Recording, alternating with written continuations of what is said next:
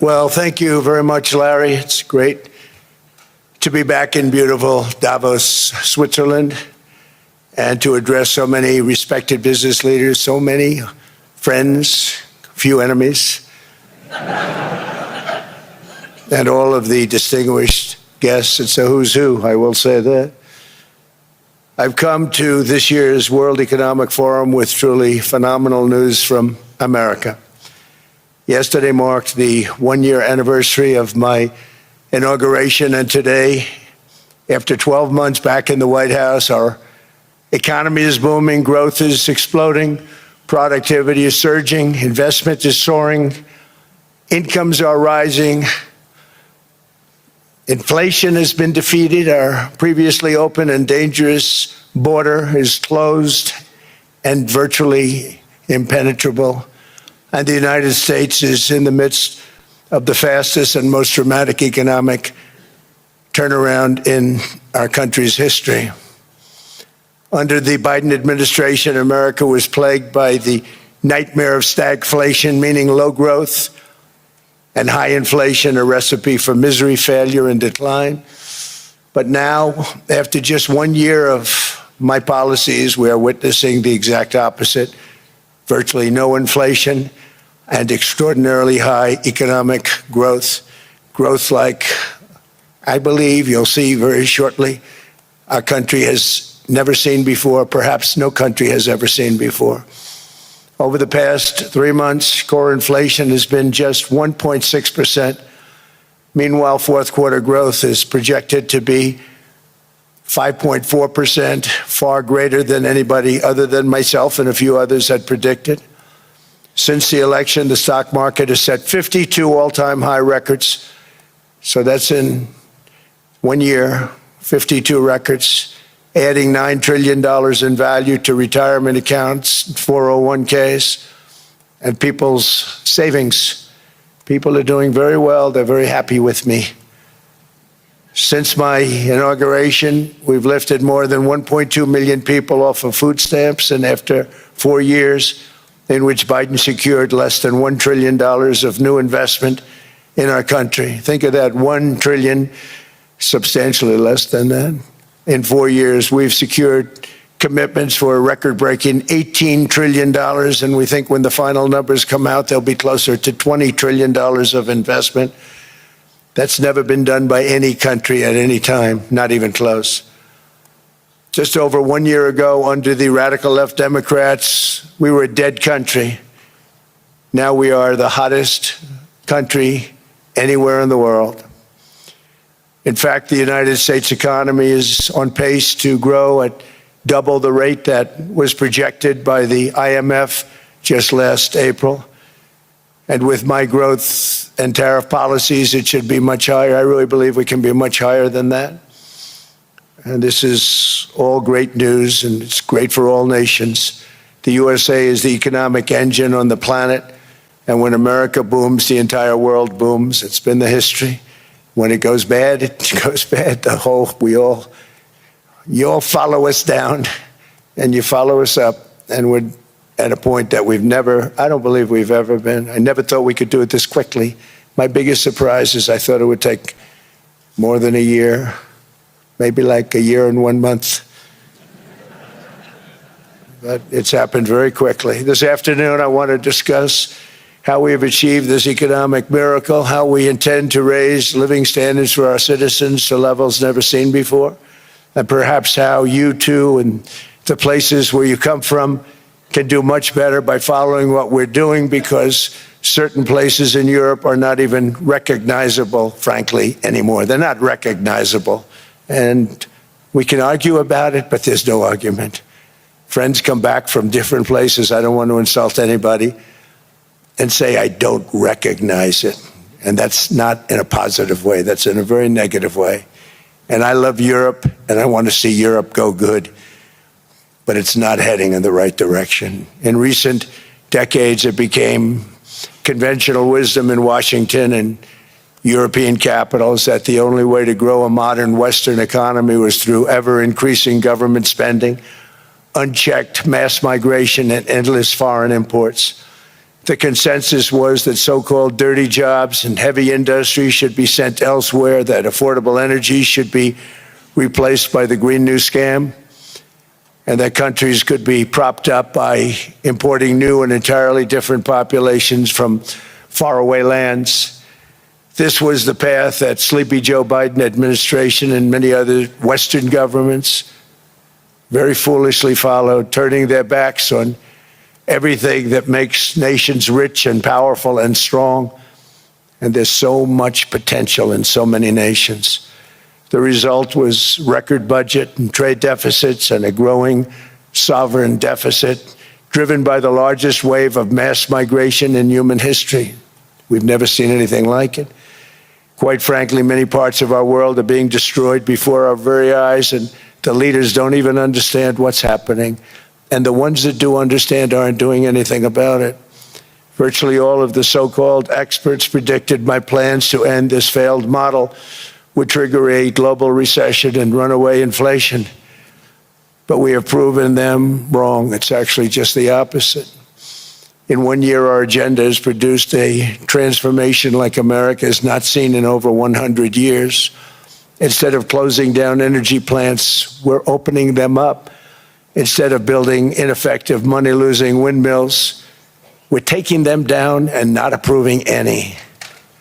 Instead of empowering bureaucrats, we're firing them, and they're going out and getting jobs in the private sector for 2 and 3 times what they were making in government. So they started off hating me when we fired them, and now they love me. Instead of raising taxes on domestic producers, we're lowering them and raising tariffs on foreign nations to pay for the damage that they've caused. In 12 months, we have removed over 270,000 bureaucrats from the federal payrolls, the largest single-year reduction in government employment since the end of World War II. Nobody thought that was coming, but we had no choice. To make a country great, you can't have all federal jobs. We've cut federal spending by $100 billion and slashed the federal budget deficit by 27% in the single year. It's going to go down quite a bit more from that, driving inflation way down from the record highs of the Biden administration. Every month, they went up and up and up. I promised to cut 10 old regulations for every single new regulation, but instead I've cut, actually till this point, 129 regulations for every one new regulation approved. So every time they come in with a new regulation, we do at least 10, but so far it's averaging out to 129, if you can believe it. In July, we passed the largest tax cuts in American history, including no tax on tips, no tax on overtime, no tax on Social Security for our great seniors. We also provided 100% expensing, that's the one they like, and bonus depreciation for all new equipment and capital investments to help companies expand and shift production to America. They are so in love with that. They build a plant, they're able to deduct it immediately, the whole thing, rather than waiting 38 to 41 years in the old days. This is a miracle taking place. Nobody thought it would ever be done by any country, but it's done by us. It was what made my first term the most successful 4-year term that we've ever had from a financial standpoint. And now we've upped it. This is a 10-year program, not a 1-year program. But you're allowed to deduct everything in 1 year. It used to be 38 to 41 years. With tariffs, we've radically reduced our ballooning trade deficit, which was the largest in world history. We were losing more than $1 trillion every single year, and it was just wasted. It was going to waste. But in 1 year, I slashed our monthly trade deficit by a staggering 77%, and all of this with no inflation, something everyone said could not be done. There were a couple of brilliant people that actually thought I was doing the right thing. I thought I was doing the right thing. Now they all think I'm doing the right thing because they can't believe the numbers. American exports are now up by more than $150 billion. Domestic steel production is up by 300,000 tons a month, and it's doubling over the next 4 months. It's doubling and tripling, and we have steel plants being built all over the country. Nobody thought they'd see that. Factory construction is up by 41%, and that number is really going to skyrocket right now because that's during a process that they're putting in to get their approvals, and we've given very, very quick, fast approvals. In the process, we've made historic trade deals with partners covering 40% of all U.S. trade. Some of the greatest companies and countries in the world. We have countries as our partner, too. The European nations, Japan, South Korea. They're our partners. They've gone into massive deals with us, especially on oil and gas. And these agreements raise growth and cause stock markets to boom, not only in the U.S., but virtually every country that came to make a deal, because, as you've learned, when the United States goes up, you follow. It's really become a staple. In America, I've stopped the nation-wrecking energy policies that drive up prices while sending jobs and factories to the world's worst polluters. They are indeed polluters. Under sleepy Joe Biden, new domestic oil and gas leases fell by 95%. Think of that. Then they wonder, why was gasoline going up so fast? The gasoline actually topped $5 a gallon, and some places $7 a gallon, and more than 100 major power plants were violently shut down by incompetent people that had no idea what the hell they were doing. Under my leadership, U.S. natural gas production is at an all-time high by far. U.S. oil production is up by 730,000 barrels a day, and last week we picked up 50 million barrels from Venezuela alone. Venezuela has been an amazing place for so many years, but then they went bad with their policies. 20 years ago, it was a great country, and now it's got problems, but we're helping them. And those 50 million barrels, we're going to be splitting up with them, and they'll be making more money than they've made in a long time. Venezuela is going to do fantastically well. We appreciate all of the cooperation we've been giving. We've been giving great cooperation. Once the attack ended, and they said, let's make a deal. More people should do that. But Venezuela is going to make more money in the next 6 months than they've made in the last 20 years. Every major oil company is coming in with us. It's amazing. It's a beautiful thing to see. The leadership of the country has been very good. They've been very, very smart. The price of gasoline is now below $2.50 a gallon in many states, $2.30 a gallon in most states. Then we'll soon be averaging less than $2 a gallon. In many places, it's already down even lower, $1.95 a gallon. Numerous states are at $1.99, numbers that nobody has heard for years. Actually, since my last administration, we got it down to around those numbers. I've signed an order directing and approval of many new nuclear reactors. We're going heavy into nuclear. I was not a big fan because I didn't like the risk, the danger. But they have the progress they've made with nuclear is unbelievable, and the safety progress they've made is incredible. We're very much into the world of nuclear energy, and we can have it now at good prices and very, very safe. And we're leading the world in AI by a lot. We're leading China by a lot. I think President Xi respects what we've done, in part because I've allowed these big companies building these massive buildings to build their own electric capacity. They're building their own power plants, which when added up is more than any country anywhere in the world is doing. I read recently an article in the Wall Street Journal that China's creating so much energy, and they are. I got to hand it to them.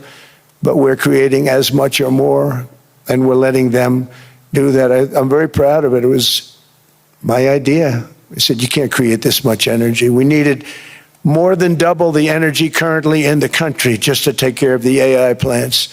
And I said, we can't do that. We have an old grid system. And I came up with the idea, you people are brilliant, you have a lot of money. Let's see what you can do. You can build your own electric generating plants. And they looked at me, they didn't believe me. All of the names that are, I think, in the room right now, if you want to know the truth, they didn't believe it. And I said, no, you can't. They came back 2 weeks and they didn't have the plant. They said, we thought you were kidding. I said, no, not only am I not kidding, you're going to have your approvals within 2 weeks. I always say nuclear will take 3 weeks, but most aren't going that. They're going oil and gas. They're even going coal in some cases. Because of my landslide election victory, the United States avoided the catastrophic energy collapse which befell every European nation that pursued the Green New Scam, perhaps the greatest hoax in history. The Green New Scam, windmills all over the place, destroy your land. Destroy your land. Every time that goes around, you lose $1,000. You're supposed to make money with energy, not lose money. Here in Europe, we've seen the fate that the radical left tried to impose on America. They tried very hard. Germany now generates 22% less electricity than it did in 2017. And it's not the current chancellor's fault. He's solving the problem. He's going to do a great job. But what they did before he got there, I guess that's why he got there.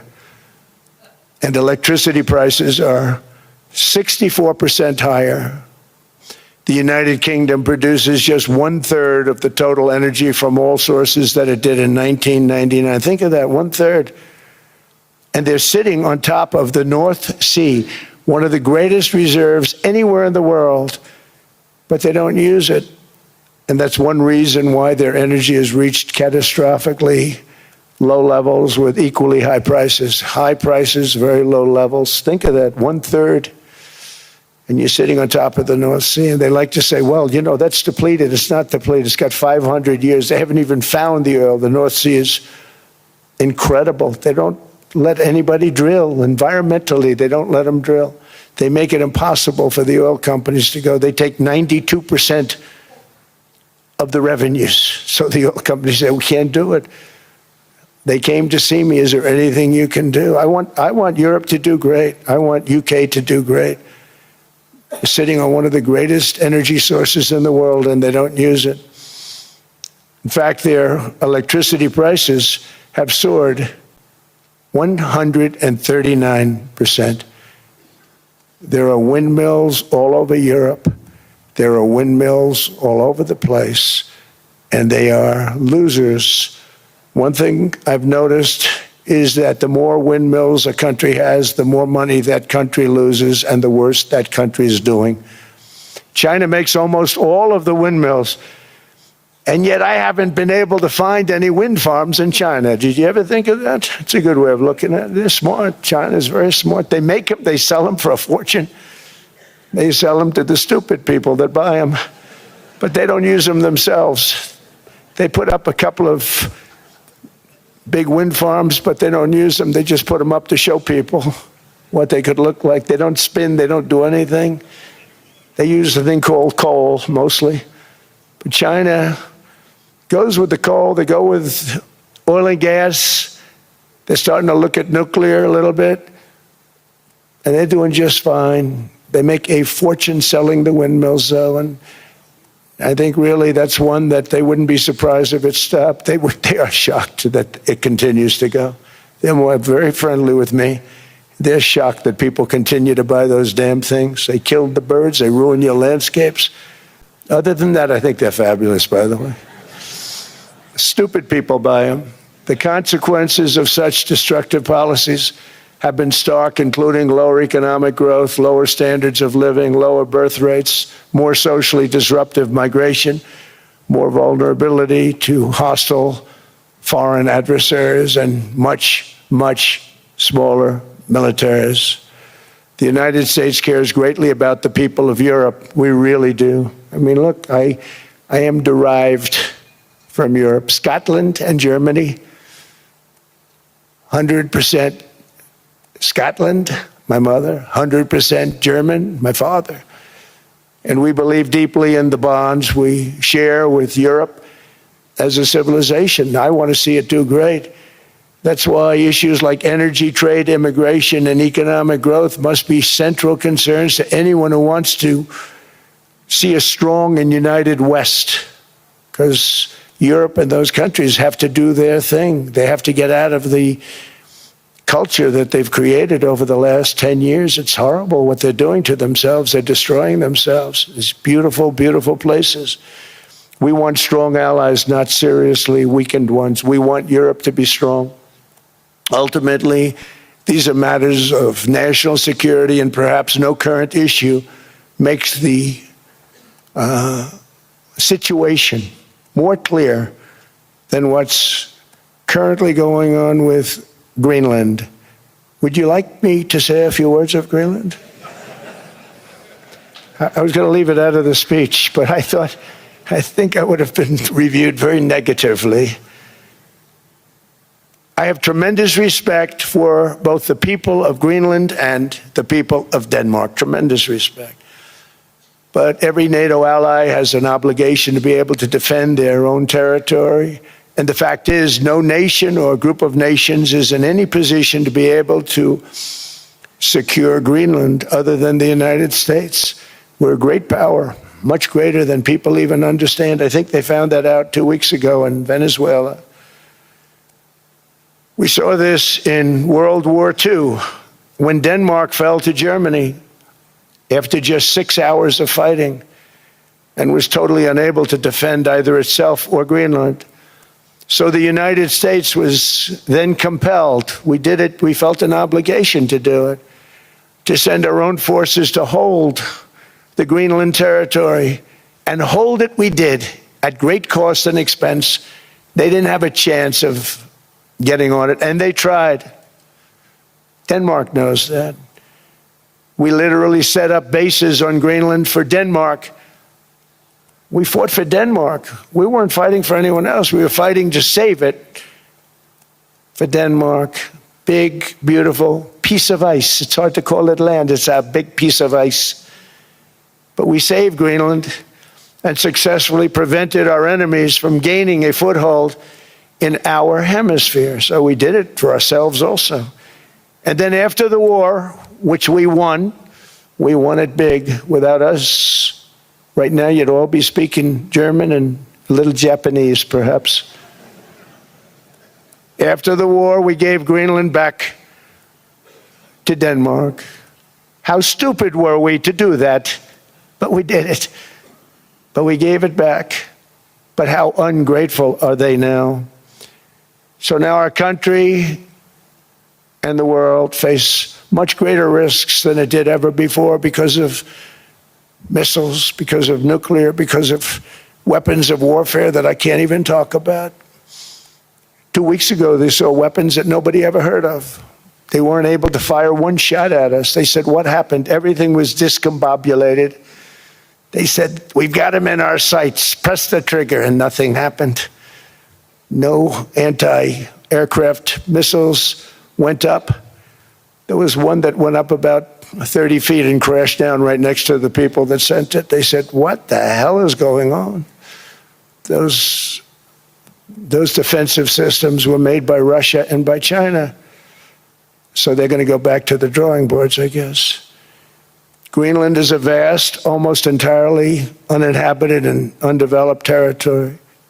It's sitting undefended in a key strategic location between the United States, Russia, and China. That's exactly where it is, right smack in the middle. Wasn't important nearly when we gave it back. You know, when we gave it back, it wasn't the same as it is now. It's not important for any other reason, you know. Everyone talks about the minerals. There's so many places. There's no rare earth. No such thing as rare earth. There's rare processing. But there's so much rare earth. And to get to this rare earth, you got to go through hundreds of feet of ice. That's not the reason we need it. We need it for strategic national security and international security. This enormous unsecured island is actually part of North America, on the northern frontier of the Western Hemisphere. That's our territory. It is therefore a core national security interest of the United States of America. And in fact, it's been our policy for hundreds of years to prevent outside threats from entering our hemisphere, and we've done it very successfully. We've never been stronger than we are now. That's why American presidents have sought to purchase Greenland for nearly 2 centuries. You know, for 2 centuries they've been trying to do it. They should have kept it after World War II, but they had a different president. That's all right. People think differently. Much more necessary now than it was at that time, however. In 2019, Denmark said that they would spend over $200 million to strengthen Greenland's defenses. But as you know, they spent less than 1% of that amount. 1%. There's no sign of Denmark there. And I say that with great respect for Denmark, whose people I love, whose leaders are very good. It's the United States alone that can protect this giant mass of land, this giant piece of ice, develop it and improve it and make it so that it's good for Europe and safe for Europe and good for us. And that's the reason I'm seeking immediate negotiations to once again discuss the acquisition of Greenland by the United States, just as we have acquired many other territories throughout our history, as many of the European nations have. They've acquired, there's nothing wrong with it. Many of them, some went in reverse, actually, if you look. Some had great, vast wealth, great, vast lands all over the world. They went in reverse. They're stuck back where they started. That happens too. But some grow. But this would not be a threat to NATO. This would greatly enhance the security of the entire alliance, the NATO alliance. The United States is treated very unfairly by NATO. I want to tell you that. And when you think about it, nobody can dispute it. We give so much and we get so little in return. And I've been a critic of NATO for many years. And yet I've done more to help NATO than any other president by far, than any other person. You wouldn't have NATO if I didn't get involved in my first term. The war with Ukraine is an example. We are thousands of miles away, separated by a giant ocean.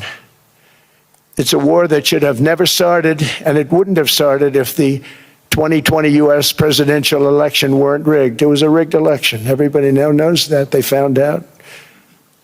People will soon be prosecuted for what they did.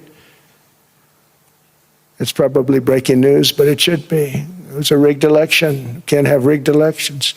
You need strong borders, strong elections, and ideally a good press. I always say it. Strong borders, strong elections, free, fair elections, and a fair media. The media is terrible. It's very crooked. It's very biased, terrible. But someday it'll straighten out because it's losing all credibility. Think of it. When I went in a landslide, a giant landslide, won all 7 swing states, won the popular vote, won everything, and I only get negative press. That means that it has no credibility. And if they're going to get credibility, they're going to have to be fair. So you need a fair press. But you also need those other elements. And I inherited a terrible, terrible situation. If you look, the border was open. The inflation was raging. Everything was bad with the United States when I came into office. But I also inherited a mess with Ukraine and Russia, something that would have never happened. And I know Putin very well. He and I would discuss Ukraine. It was the apple of his eye, but he wasn't going to do anything. I said, Vladimir, you're not doing it. He would never have done it. It was terrible what happened. I could see it happening, too. After I left, I could see it happening. Biden had given Ukraine and NATO $350 billion, a staggering sum, $350 billion. I came in, and just like the southern border, just like inflation, just like our economy, I said, wow, this place is in trouble, meaning our country. All of these things were out of control. But the border was out of control. We fixed it with the strongest border anywhere in the world. And I've now been working on this war for 1 year, during which time I settled 8 other wars. India, Pakistan. I settled other wars that were Vladimir Putin called me, Armenia, Azerbaijan, He said, I can't believe you settled that one. They were going on for 35 years.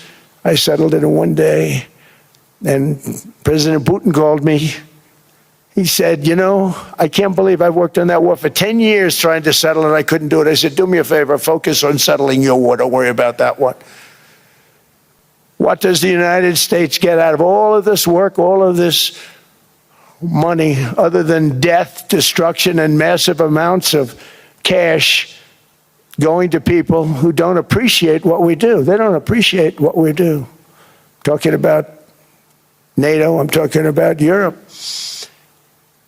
They have to work on Ukraine. We don't. The United States is very far away. We have a big, beautiful ocean separating us. We have nothing to do with it. Until I came along, NATO was only supposed to pay 2% of GDP, but they weren't paying. Most of the countries weren't paying anything. The United States was paying for virtually 100% of NATO. And I got that stopped. I said, that's not fair. But then more importantly, I got NATO to pay 5%, and now they were paying, and now they are paying. So something nobody said was possible. They said, we will never go up higher than 2%. But they went to 5%, and now they're paying the 5. They didn't pay the 2, and now they're paying the 5. And they're stronger for it, and they have an excellent, by the way, Secretary General, who's possibly in the room. Mark, are you here? Yes, he's here. Hello, Mark. We never asked for anything, and we never got anything. We probably won't get anything unless I decide to use excessive strength and force, where we would be, frankly, unstoppable. But I won't do that. Okay? Now everyone's saying, oh, good. That's probably the biggest statement I made, because people thought I would use force. I don't have to use force. I don't want to use force. I won't use force. All the United States is asking for is a place called Greenland, where we already had it as a trustee, but respectfully returned it back to Denmark not long ago after we defeated the Germans, the Japanese, the Italians, and others in World War II. We gave it back to them. We were a powerful force then, but we are a much more powerful force now, after I rebuilt the military in my first term and continue to do so today. We have a budget of $1.5 trillion. We're bringing back battleships. The battleship is 100 times more powerful than the great battleships you saw in World War II, those great, big, gorgeous ships, the Missouri, the Iowa, the Alabama. Because I thought maybe we could take them out of mothballs. They said, no, sir, these ships are 100, think of that, 100 times more powerful than those big, magnificent pieces of art that you saw so many times ago, that you still see on television. You say, wow, what a force. 100 times, each ship 100 times more powerful than the big battleships of the past. So that was the end of the mothball story. So what we have gotten out of NATO is nothing except to protect Europe from the Soviet Union and now Russia. I mean, we've helped them for so many years. We've never gotten anything, except we pay for NATO. And we paid for many years until I came along. We paid for, in my opinion, 100% of NATO because they weren't paying their bills. And all we're asking for is to get Greenland, including right title and ownership, because you need the ownership to defend it. You can't defend it on a lease. Number one, legally it's not defensible that way, totally. And number two, psychologically, who the hell wants to defend a license agreement or a lease, which is a large piece of ice in the middle of the ocean where if there is a war, much of the action will take place on that piece of ice. Think of it. Those missiles would be flying right over the center of that piece of ice. All we want from Denmark for national and international security and to keep our very energetic and dangerous potential enemies at bay is this land on which we're going to build the greatest golden dome ever built. We're building a golden dome that's going to, just by its very nature, going to be defending Canada. Canada gets a lot of freebies from us, by the way. They should be grateful also, but they're not. I watched your Prime Minister yesterday. He wasn't so grateful. But they should be grateful to us. Canada lives because of the United States. Remember that, Mark, the next time you make your statements. What we did for Israel was amazing, but that's nothing compared to what we have planned for the United States, Canada, and the rest of the world. We are going to build a dome like no other. We did it for Israel. And by the way, I told Bibi, stop taking credit for the dome. That's our technology. That's our stuff. But they had a lot of courage, and they were good fighters, and they did a good job, and we wiped out the Iran nuclear threat like nobody can believe. Nobody's ever seen anything like it. That, Venezuela, taking down Soleimani, wiping out al-Baghdadi when he tried to reinstitute ISIS. We did a lot. I did a lot of big things, all perfectly executed. Everyone was perfectly executed. Somebody told me that, a military expert told me, sir, everything you've done has been perfectly executed. I said, I know. So other presidents have spent, whether foolishly or not, trillions and trillions of dollars on NATO and gotten absolutely nothing in return. We've never asked for anything. It's always a one-way street. Now they want us to help them with Ukraine. And we say, we're going to. I'm really helping, not even them. I want to see, last week, if you saw, it was 10,000 soldiers, but last month it was 31,000 soldiers died. 31,000. That's this room times, the number of people in this room times 30. Think of it. 30,000 soldiers died in 1 month. The month before it was 27,000. The month before that it was 28,000. The month before that it was 25,000. It's a bloodbath over there. And that's what I want to stop. It doesn't help the United States, but these are souls. These are young people. Look like you, look like some of you right in the front row. They go to war. Their parents are so proud. Oh, there he goes, comes back. 2 weeks later, they get a call, your son's head's been blown off. I want to stop it. It's a horrible war. It's the worst since World War II. They keep going, they'll exceed World War II. The numbers are staggering, how many people they've lost. They don't want to talk about it. Ukraine and Russia lost just tremendous amounts. And I'm dealing with President Putin, and he wants to make a deal, I believe. I'm dealing with President Zelensky, and I think he wants to make a deal. I'm meeting him today. He might be in the audience right now. But they got to get that war stopped because too many people are dying, needlessly dying. Too many souls are being lost. It's the only reason I'm interested in doing it. But in doing it, I'm helping Europe, I'm helping NATO, and I've until the last few days when I told them about Iceland, they loved me. They called me daddy, right, last time. A very smart man said, he's our daddy. He's running it. I was like running it. I went from running it to being a terrible human being. But now what I'm asking for is a piece of ice, cold and poorly located, that can play a vital role in world peace and world protection. It's a very small ask compared to what we have given them for many, many decades. But the problem with NATO is that we'll be there for them 100%. But I'm not sure that they'd be there for us if we gave them the call. Gentlemen, we are being attacked. We're under attack by such and such a nation. I know them all very well. I'm not sure that they'd be there. I know we'd be there for them. I don't know that they'd be there for us. So with all of the money we expend, with all of the blood, sweat, and tears, I don't know that they'd be there for us. They're not there for us on Iceland, that I can tell you. I mean, our stock market took the first dip yesterday because of Iceland. So Iceland's already cost us a lot of money. But that dip is peanuts compared to what it's gone up.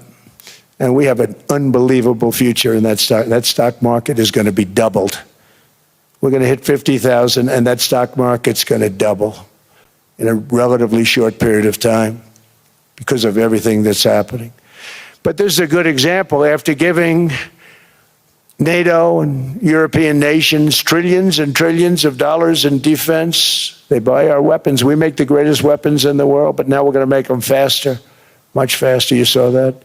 I put a cap on the salaries, and I put no buybacks, no stock buybacks, no various other things that they were doing. I mean, they were making $50 million, but it would take them 3 years to give you a Patriot missile. I said, that's not good. My chauffeur can do a better job than that, and he makes slightly less than 50.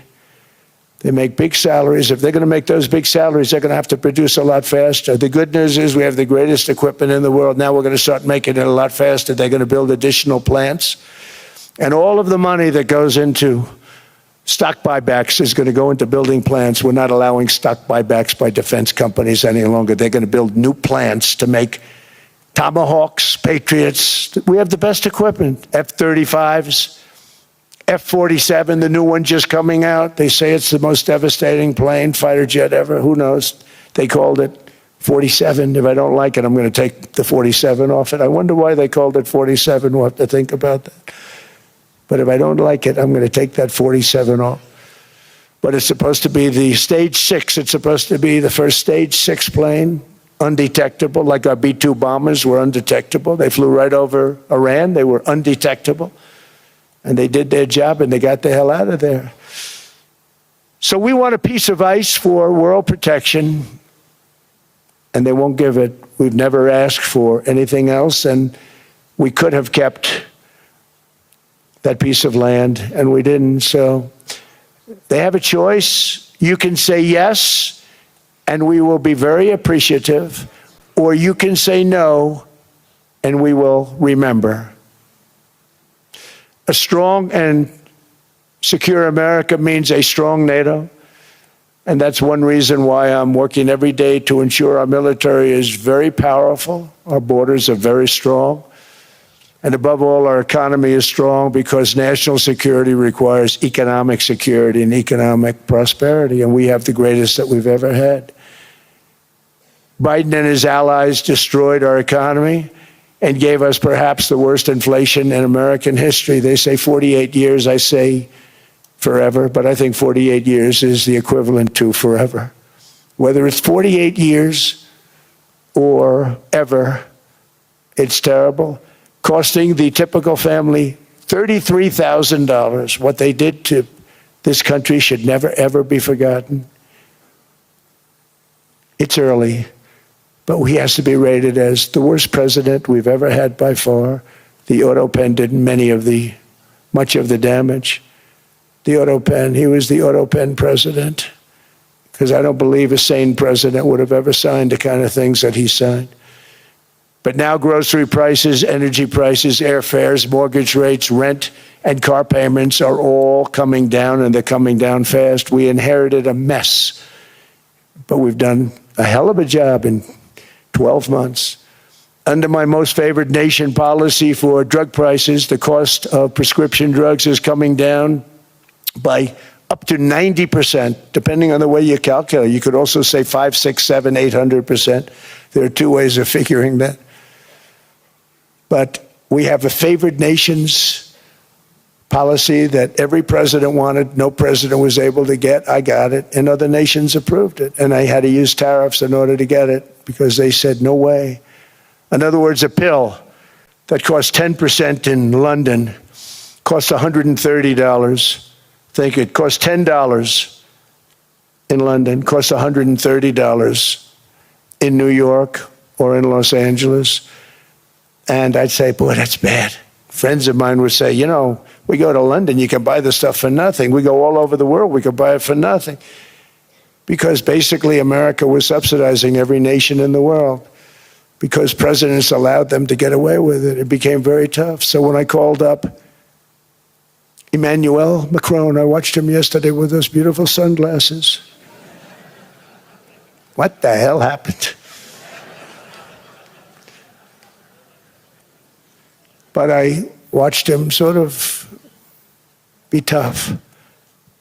But he was at $10 for a pill, And I said, Emmanuel, and I have all the big pharmaceutical companies are in total agreement. It wasn't easy, by the way. They're tough, smart. They've been getting away with this scam for a long time. But they gave it up. But they said, you'll never get the countries to approve it.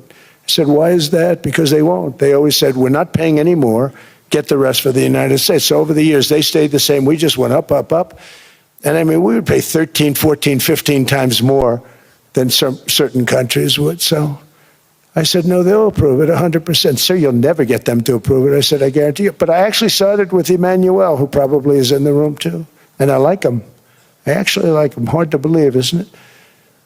And I said, Emmanuel, you're going to have to lift the price of that pill to $20, maybe $30. Think of that. That means it's a doubling of prescription drugs. Might be a tripling, might be a quadrupling. It's not easy. No, no, no, Donald, I will not do that. I said, yes, you will, 100%. He said, no, no, no.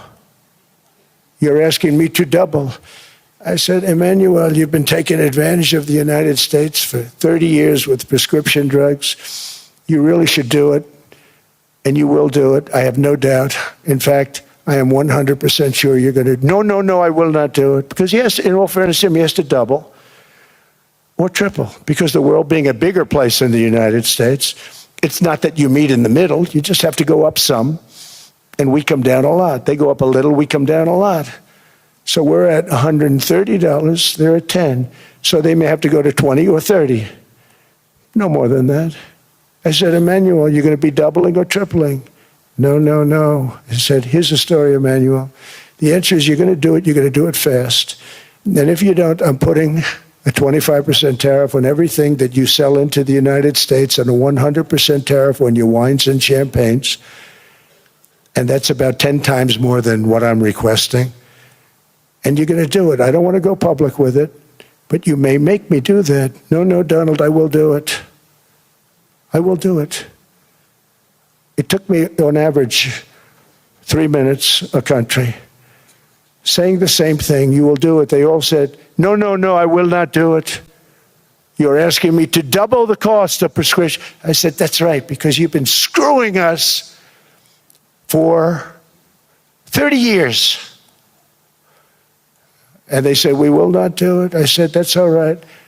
On Monday morning, we're putting a 25, 30, 50. I gave different numbers for different countries. This is also national security we're talking about. Not fair. We're not going to subsidize the whole world.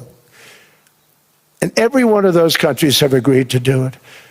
So one of the biggest things that I've done is the fact that we have now most favored nation. We will pay whatever the lowest price is in the entire world. So our drug prices are going to be coming down by staggering 90%. Again, you could say 1,000%, 2,000%. Depends on the way you want to figure it, but we'll go with the way the fake news likes it better because it sounds, can you imagine a 90% reduction sounds much worse. But drug prices are going to be coming down tremendously in all the nations, and I appreciate them doing it, but they did it. In all fairness, without tariffs, I wouldn't have been able to get it done. After declining $3,000 under Biden, real incomes are up in the United States by $2,000, $3,000, and even $5,000 and more. Home ownership has always been a symbol of health and vigor of American society, but that goal fell out of reach for millions and millions of people in the Biden era because interest rates went up so high. Today, I'm taking action to bring back this bedrock of the American dream.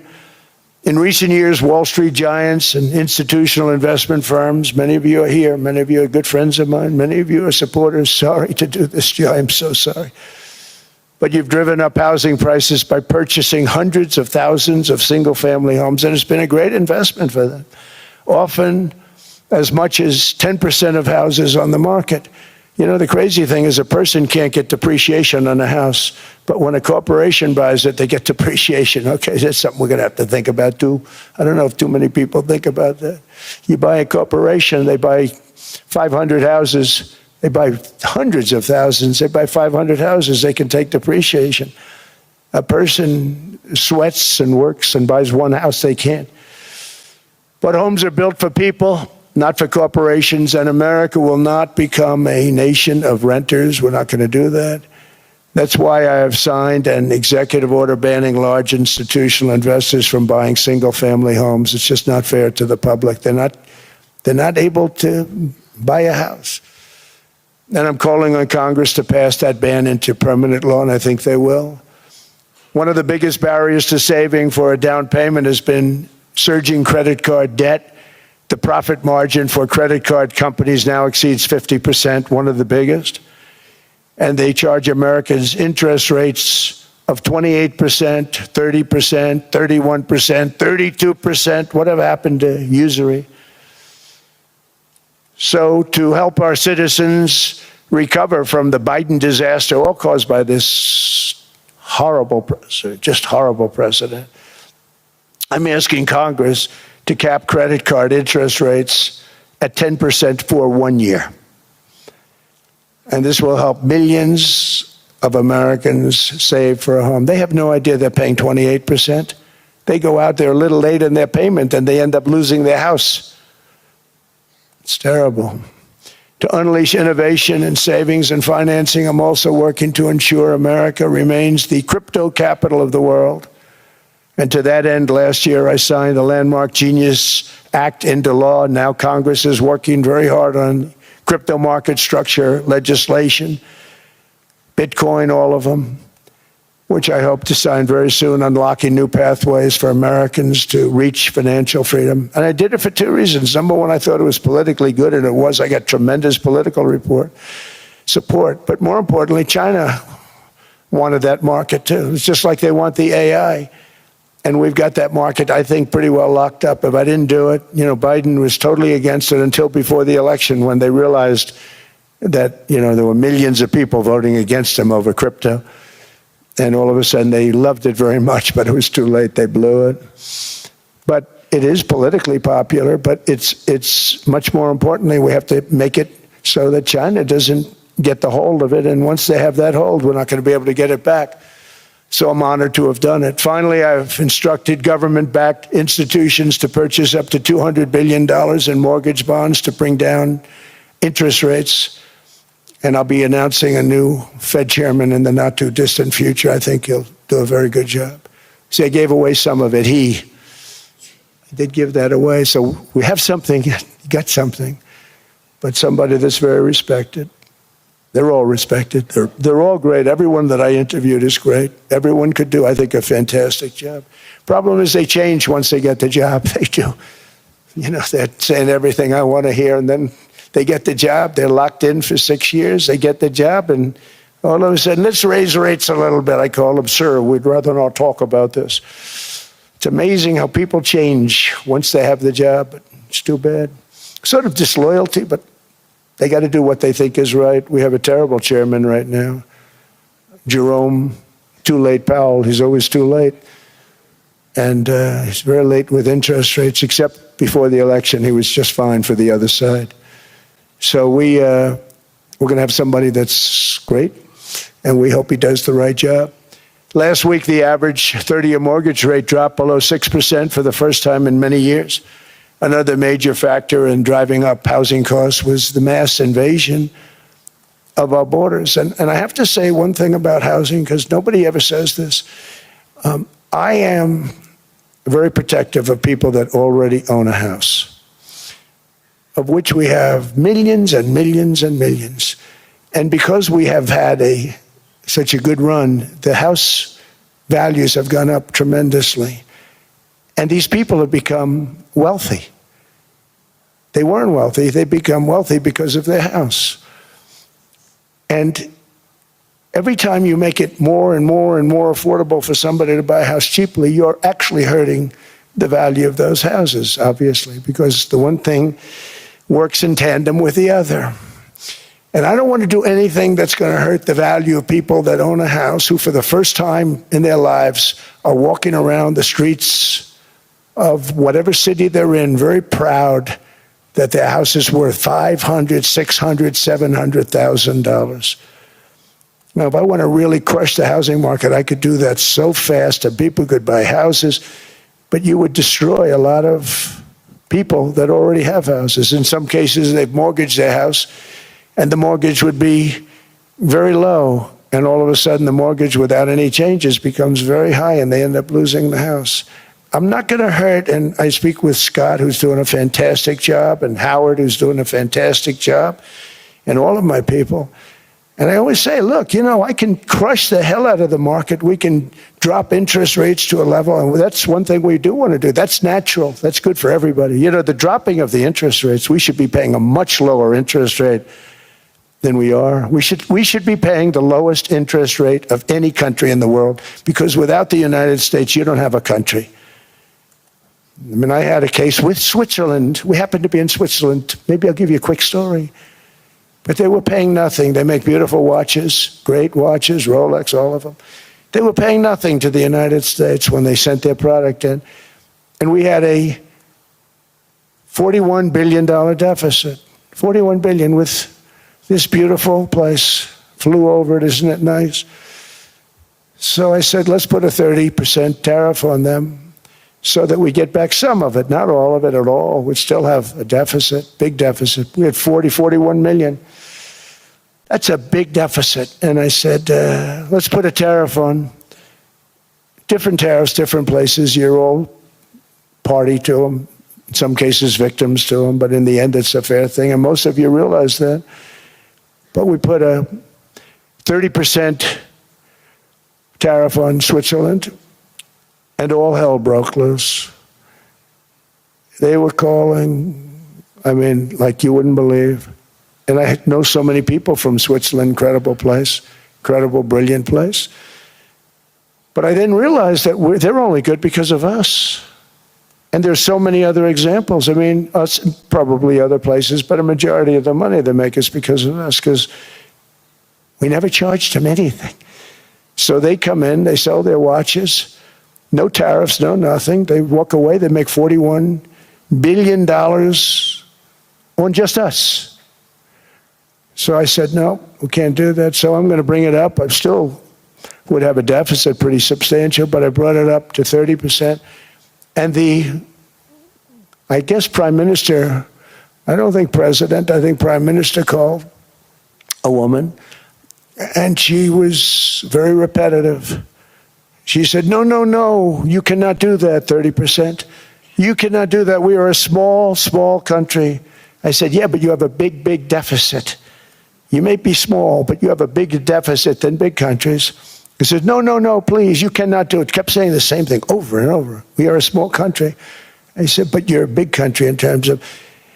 And she just rubbed me the wrong way, I'll be honest with you. And I said, all right, thank you, ma'am, appreciate it. Do not do this. Thank you very much, ma'am. And I made it 39%.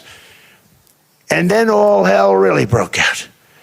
And I was paid visits by everybody. Rolex came to see me. They all came to see me. But I realized, and I reduced it, because I don't want to hurt people.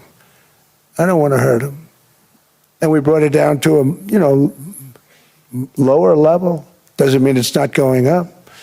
But we brought it down to a lower level. But they pay now, tariff. But I realized that we have many places like that where they're making a fortune because of the United States. Without the United States, they wouldn't be making anything. Think of it. Switzerland made $41 billion on us. And as she said, it's a small place. And I realized with that, I don't know, because she was so aggressive. And I realized in that conversation that the United States is keeping the whole world afloat. Many places, I could give you 6, 7 places just in the people in this little area. I know every one of them. They're looking down. They don't want to see me, and they don't want to stare me in the eyes. But they're taking advantage of, everybody took advantage of the United States. But I've been very fair, and I gave them a tariff, and it was fine.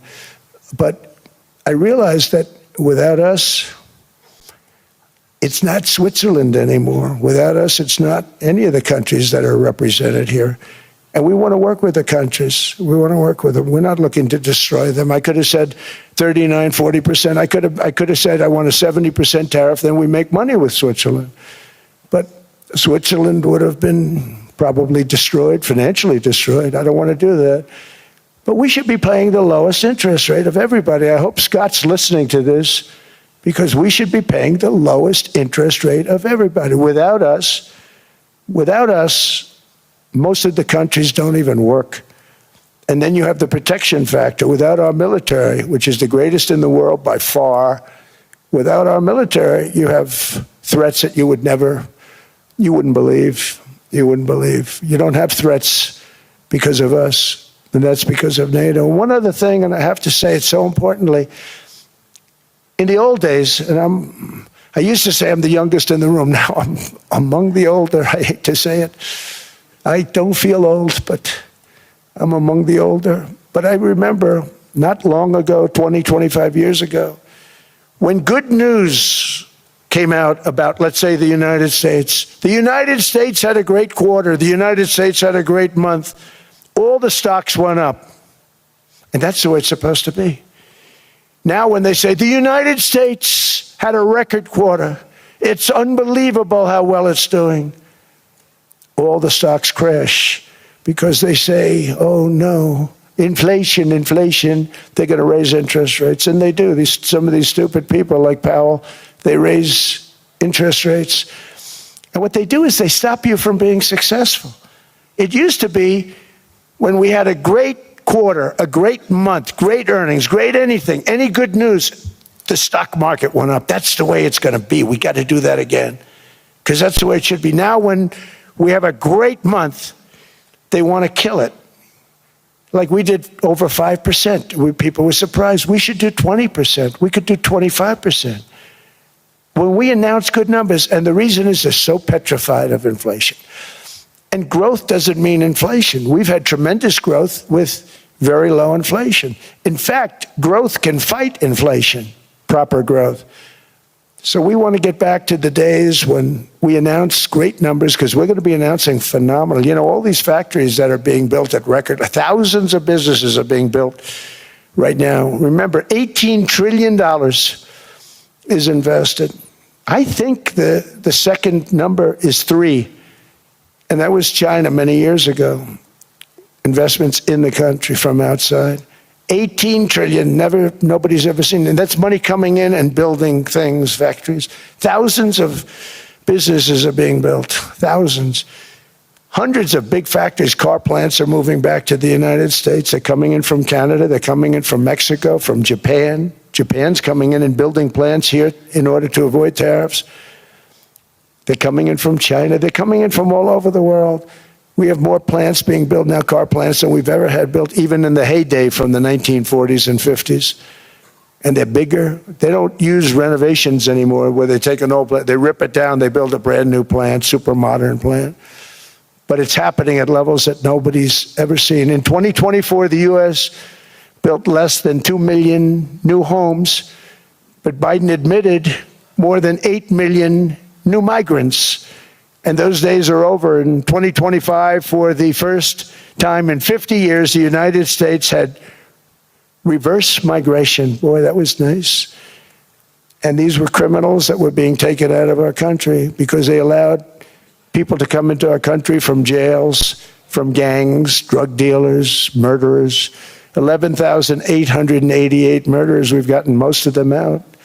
And then ICE gets beat up by stupid people from leadership in Minnesota. We actually are helping Minnesota so much, but they don't appreciate it. Most places do. You know, Washington, D.C. is the safest place now in the United States. It was a very dangerous place to walk, and now you can walk with your wife, your kids, right through the middle of the city. Right now, Washington, D.C. is as safe as it gets. It was one of the most unsafe. I had to admit, we sent in the military, the National Guard. Within 2 months, it was great. Within 3 months, it's like a really great place and a safe place and a beautiful place. It's even been cleaned up. The graffiti's gone. The fences are gone. We don't have to worry about fences anymore. All of the places, the grasses are cut. and replaced with new grass in many cases. It's all going to happen in the spring. But Washington and D.C. is beautiful again, and it's safe. New restaurants are opening up. They were all closing. Now you can't get into a restaurant. Restaurants in Washington, D.C. are all opening. Memphis also, Memphis, Tennessee, New Orleans, Louisiana. We're there for 3 weeks. We've cut the crime down by 64%. Within another month, we'll have virtually no crime there. We can do that all over. We're going to help the people in California. We want to have no crime. I know Gavin was here. I used to get along so great with Gavin when I was president. Gavin's a good guy. And we're going to, if he needed it, I would do it in a heartbeat. I'd love to see. We did help them a lot in Los Angeles, a lot with the early in my term when they had some problems. But we would love to do it. I will say this, if I were a Democrat governor or whatever, I would call up Trump. I'd say, come on in, make us look good, because we're cutting crime down to nothing. And we're taking people out, career criminals who are only going to do bad things, and we're bringing them back to their countries. But where we've done it, it's been amazing. And we have a capacity to do it at much greater levels. We're cutting illegal aliens off welfare and other government benefits, and I have directed that starting immediately, there will be no more payments to sanctuary cities, because they are really just sanctuaries for criminals. They're really protecting criminals, and those are the ones we have to get out of the country. Murderers, drug dealers, the mentally insane. They emptied their mental institutions into the United States. And despite that, we have the lowest crime numbers that we've ever had in the history of the country. Just came out. But equally importantly, we're cracking down on more than $19 billion in fraud that was stolen by Somalian bandits. Can you believe that Somalia? They turned out to be higher IQ than we thought. I always say these are low IQ people. How did they go into Minnesota and steal all that money? And we have, they're pirates. They're good pirates, right? But we shoot them out of the water just like we shoot the drug boats out. They're not pirating too many boats lately, do you notice? When they go out into those boats, they want to take over $1.5 billion tanker loaded up with oil, and they say, we're going to blow up your boat. They have powerful weapons. You hit the side of the boat, you blow the whole thing up. The insurance companies are petrified, so they say, just give them the boat. We'll give them money instead. And I don't do that. We blow them right the hell out of the water. We see them going out, we blow them out of the water. We don't have any pirates so much anymore. If we do, they won't be there long. We've cut down with the hitting of the boats that are loaded up with drugs, including submarines. Can you believe they actually buy small, they call them mini subs, very fast. They're meant for drugs. We've knocked out 2 of them. The Democrats say they were fishing. You have ruined somebody's fishing weekend. I would say a submarine is not a fishing boat. You don't fish. But we've knocked down drugs by water, the oceans, the sea, by 97.2%. Think of that. And I actually say, who the hell are the 3%? Because I would not want to be piloting one of those boats. We knocked them down, and now we're going to start on land. We're going to knock it all out. The land is the easy part. What we did on sea is incredible, and that's our great military. The situation in Minnesota reminds us that the West cannot mass import foreign cultures which have failed to ever build a successful society of their own. I mean, we're taking people from Somalia, and Somalia is a failed, it's not a nation. Got no government, got no police, got no military, got no nothing. And then we have this fake congressperson who they just reported is worth $30 million. You believe this? Ilhan Omar, talking about the Constitution that provides me. She comes from a country that's not a country, and she's telling us how to run America. Not going to get away with it much longer, let me tell you. The explosion of prosperity and conclusion and progress that built the West did not come from our tax codes. It ultimately came from our very special culture. This is the precious inheritance that America and Europe have in common. We share it. We share it, but we have to keep it strong. We have to become stronger, more successful, and more prosperous than ever. We have to defend that culture and rediscover the spirit that lifted the West from the depths of the Dark Ages to the pinnacle of human achievement. We live in an incredible, changing period. It's an unbelievable time, but we have to take advantage of the time that we're in. In our hands are technologies that our ancestors could scarcely have. I mean, they couldn't have even dreamt some of the things that we see today. And so rapidly they're produced. I mean, AI, 2 years ago, nobody ever heard of the term, and now everybody's talking about it. And it can have some very good purpose. It could also have some dangerous purpose, and for that we have to watch out. But some tremendous things are happening because of it. And we're leading by so much. We're doing so well. But opportunities that are bigger and grander than ever before in human history are right before us. It is the pioneers in this room. Many of you in this room are true pioneers. You're two truly brilliant people. Just your ability to get a ticket is brilliant because you have about 50 people for every seat. I don't know what, that's Larry. Everything Larry touches turns to gold. He made this very successful. But you're in this room, and some of you are the greatest leaders anywhere in the world. You're the greatest brains anywhere in the world. And the future is unlimited, and to a large part because of you, and we have to protect you, and we have to cherish you. I always say we have to cherish our brilliant people because there aren't many of them.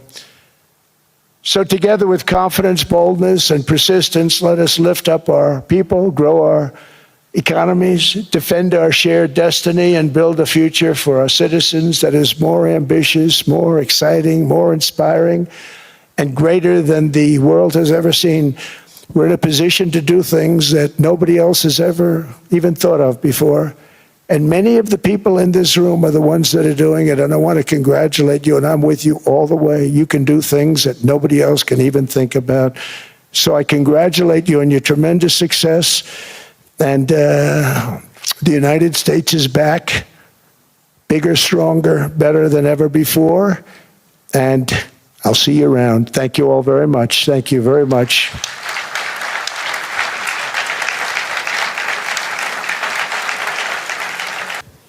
This was supposed to be a nice fire chat, Mr. President. Yes, good.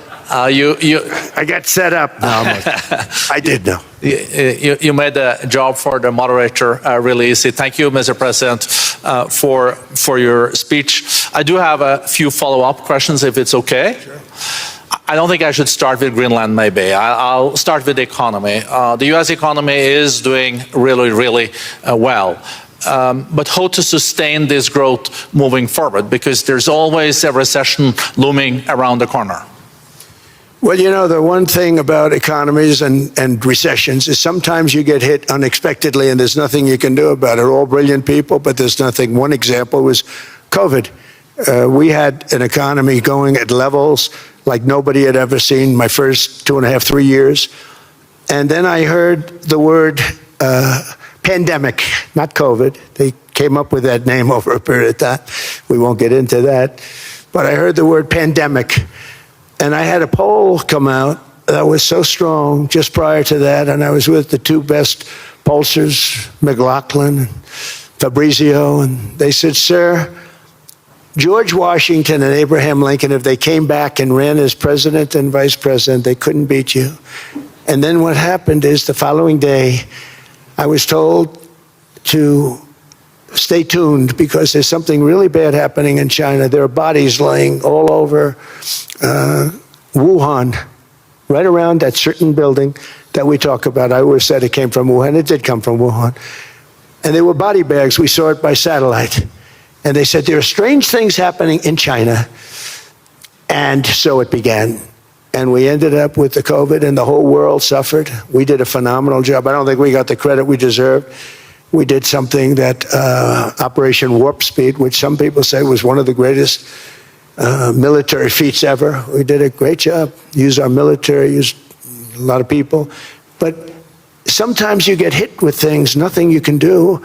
You get hit with things like that unexpectedly. And we got through it. And when I left, the stock market was higher than it was previous to the COVID coming up. And I called it a great achievement. But things happen, bad things happen. The things that we can stop are wars if we're smart.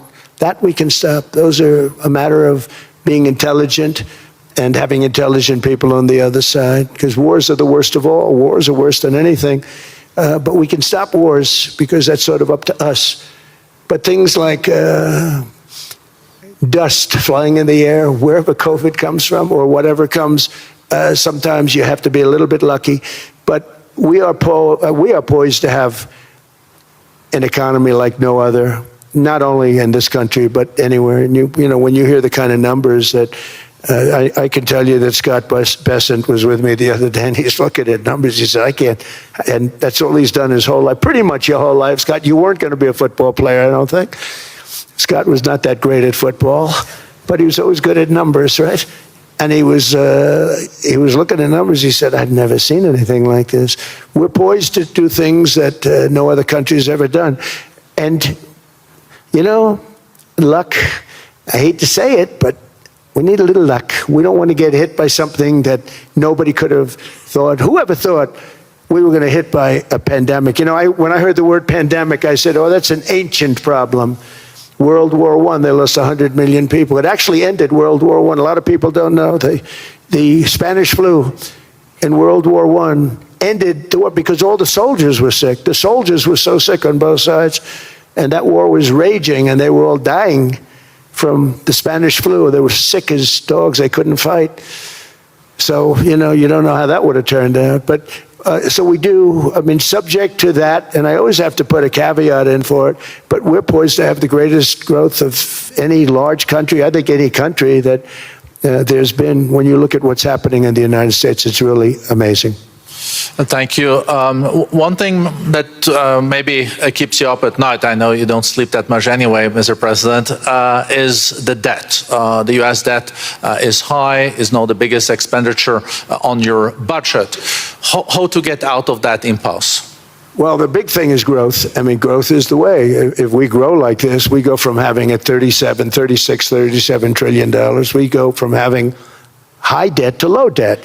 But we also are cutting expenses, you know, the old-fashioned way.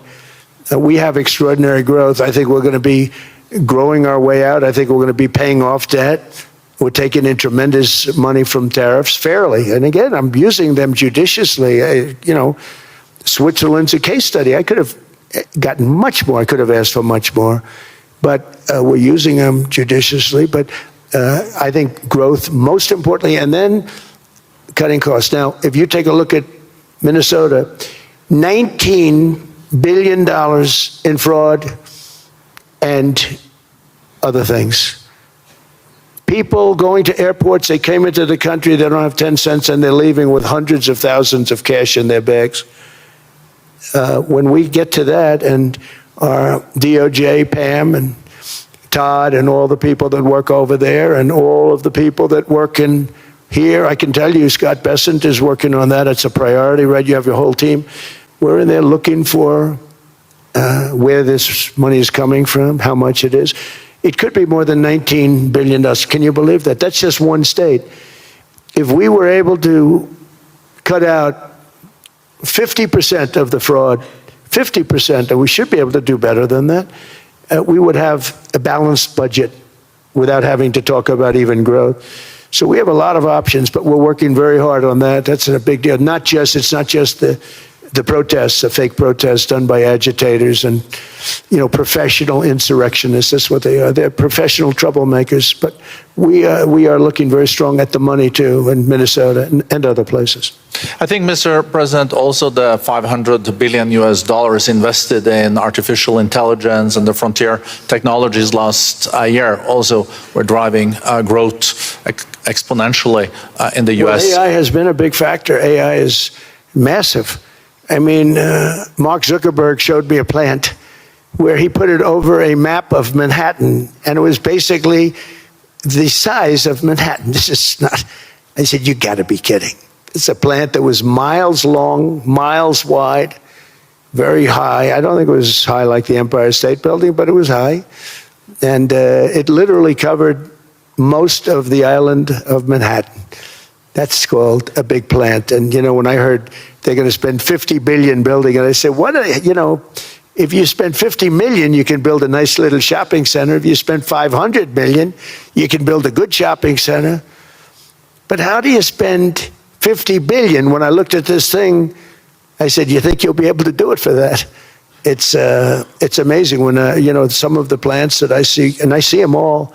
And again, so big as we're letting them build their own electric generation. This way we have no problem, and otherwise they'd be complaining. There'd be nobody able to, we have an old grid system. And not only that, they're going to sell at a very cheap price the excess electricity that they create back into our grid. So that'll solve some problems for certain states that don't have enough electricity. We also know that on the AI, there is fierce competition between the US as the largest economy in the world, 27% of the global GDP and 5% of the global population, not doing that badly, and China. And we know that that competition is very tough on AI. I know you're heading to a state visit to China in April. How do you see the US-China relationship moving forward? Are you able to combine this tough competition with also collaboration? So I've always had a very good relationship with President Xi and with President Putin. Talk about, the larger powers. But I've always had a very good relationship with President Xi of China. He's an incredible man. What he's done is amazing. He's highly respected by everybody. And I do now. Now I have good. It was very severely interrupted by COVID. I used to call it the China virus, but he said, do you think you could use a different name? And I decided to do that, because why should we have a problem over that? But I would do that, and they were. You're a true diplomat, huh? I became a diplomat for the first time. Well, who taught me that? Marco Rubio. He said, let me teach you about diplomacy. Hey, any guy that gets approved by 100% of the votes, think of it, he got liberal Democrats and radical right Republicans to approve him. He's the only one. The next one was lost 45 votes, right? But he got all 100 votes voting for him. And at first I wasn't happy about it. I said, wait a minute, I don't like that. And now it turns out that the Democrats probably wish they didn't do that. And Marco has been fantastic. Marco, stand up, please. You have done a great job as Secretary of State. He's going to go down as the best Secretary of State. And Scott, and we have Susie, who's the first female Chief of Staff, and she's the best Chief of Staff, too. And I see Howard Lutnick, who I know spoke, and Howard's fantastic. Some of the deals we're doing are great. And I want to pay particular attention because we have Chris. And Chris, you got up and spoke, I think. He's the #1 oil man in the world, because I was going to put Doug Burgum, who's fantastic. I don't know if Doug's here. Is Doug here? Doug Burgum is fantastic. He said, sir, there's one man better than me. And he introduced me to Chris. And he turns out to be. So we're drilling more oil and gas now than we ever have, by almost double. Is that right, Chris? And on top of it, we get a lot coming out of Venezuela. So anyway, so we're doing great. The country is just doing great. We have great people. Thank you. And I see other people. We have Steve Witkoff. We have Jared. I got so many people. I'm in trouble, because when I go back, they're going to be people with long faces. Sir, you didn't introduce me. I got so many people. And we have a lot of the greatest people anywhere in the world. I know them all. So I won't continue, because we'd be here all day. Thank you, Mr. President. We also know that you're a deal maker, and then maybe coming back to Greenland and Ukraine. What kind of deal in the end do you see between the US and Denmark? Because, I guess you see it now as a negotiation going on, or? Well, it's costing Denmark hundreds of millions a year to run it. And Denmark's a small country and wonderful people. But, it's very expensive. It's a very big piece of ice. And it's very important. I don't want to repeat the speech, but it's very important that we use that for national and international security. That can create a power that will make it impossible for the bad guys to do anything against the perceived good ones. And it's a great block for Europe, just like, Denmark was supposed to spend hundreds of millions of dollars. They didn't spend the money. They didn't spend anything almost. And we'll see what happens. I just say this. NATO has treated the United States of America very unfairly. We never asked for anything. We never got anything. We actually took care of the needs of NATO for years and years, which I felt was always unfair. So I got NATO to pay because they're rich countries. But I think it's time that NATO step up. We're helping them with Ukraine. Without us, I think Putin would have gone all the way. I think we have it. I think that could have been a World War III, if you want to know the truth. If Kamala was elected, or Joe, any one of those, those thinkers, I think you could have ended up in World War III. And I will say Steve Witkoff has been dealing incredibly with, but we're not going to have World War III. We want to get it stopped, but we're not going to have World War III. I think if I wasn't elected, I think that could have evolved into World War III. It was a very, very bad situation, and it still is, but it's not that kind of bad. It's bad because so many young people are being killed. How close do you think there is on an agreement on Ukraine? I had the pleasure of speaking with Steve Witkoff and Jared Kushner yesterday. I know they're working hard on it. I know that they're also traveling now. Do you see this very close or still? Well, I hate to say it. I thought that was going to be so. I settled 8 wars plus.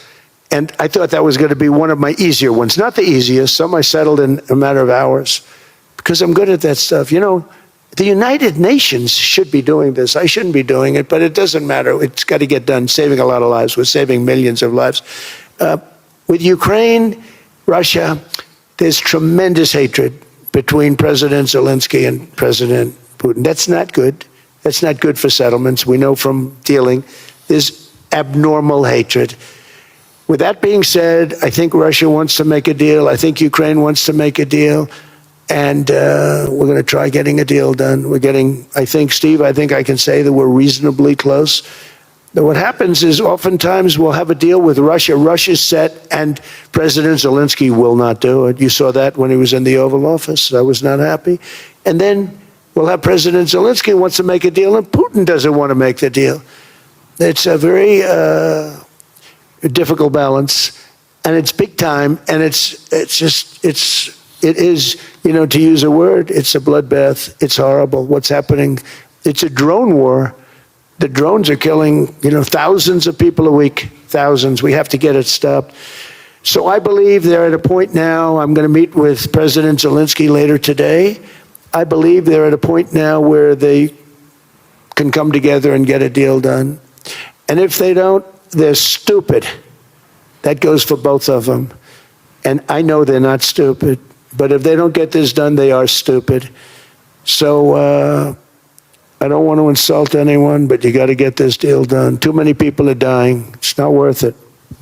President Sisi is sitting on the first row here. He spoke earlier today and also complimented you on the Gaza deal. I think there will be a signing tomorrow. Of course, there are different views on this, but how important do you think this signing is on the Board of Peace? And do you think this is going to sustain? Do you think we now will see Gaza reconstructed and billions of US dollars invested? I do. I think we have peace in the Middle East. There are some little situations like Hamas, and Hamas has agreed to give up their weapons. Now, they were born with a weapon in their hand, so it's not easy to do. When they were born with a rifle in their hand. It's not an easy thing for them, but that's what they agreed to. They've got to do it.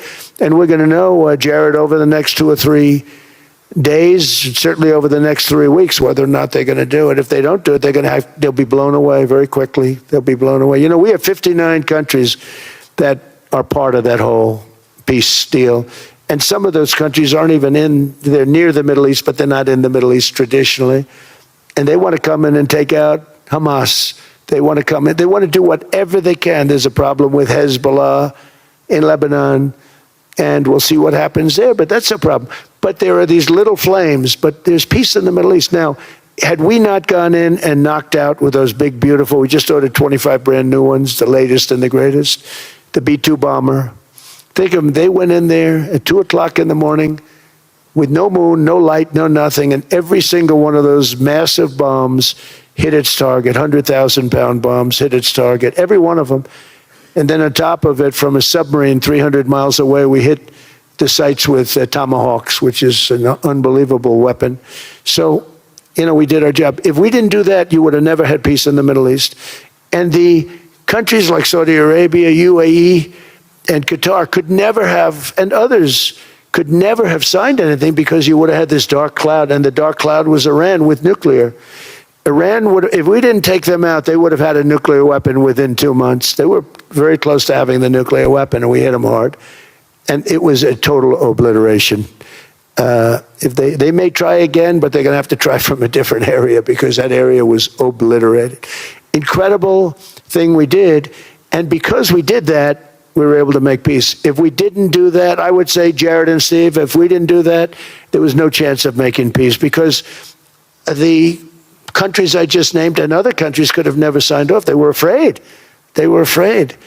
We had a bully. The bully was Iran, the bully of the Middle East. They used to call it for years. They were the bully of the Middle East. They're not the bully of the Middle East anymore. Mr. President, I know you even had to change plane last night, so I guess you didn't have much sleep, but I think but your energy is still there. I know you have several bilateral meetings. I know you're also hosting a reception. So thank you so much for coming back to Davos. Thank you so much. It's highly appreciated. Well, thank you very much. Thank you, everybody, very much. Thank you.